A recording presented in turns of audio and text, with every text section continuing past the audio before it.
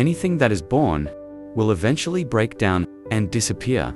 There's no such thing as something that appears without eventually disappearing.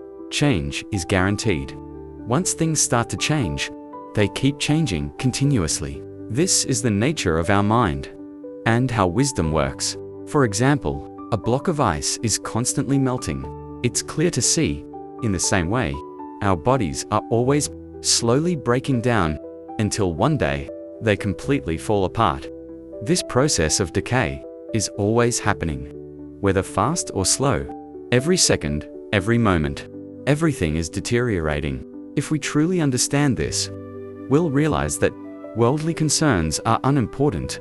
When we see people fighting, we'll understand it's pointless.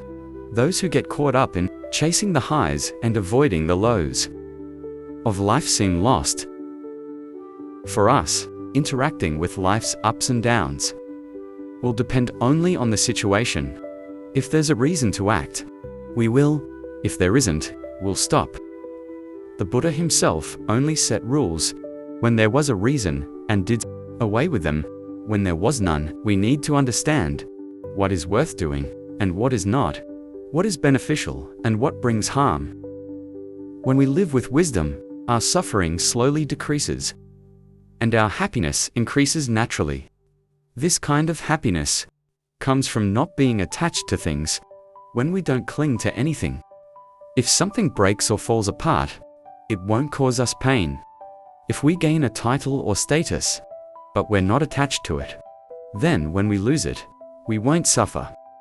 If we gain wealth but don't cling to it, losing it won't make us unhappy. Others might think we're suffering, but that's just their opinion. For us, it's our personal experience.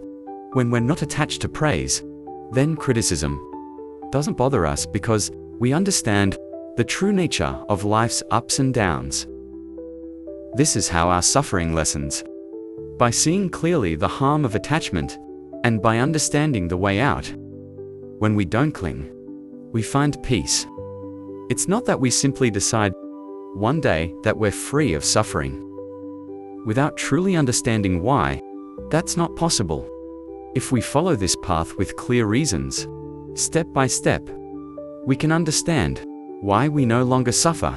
But if someone is still suffering, it's because they're still holding on to things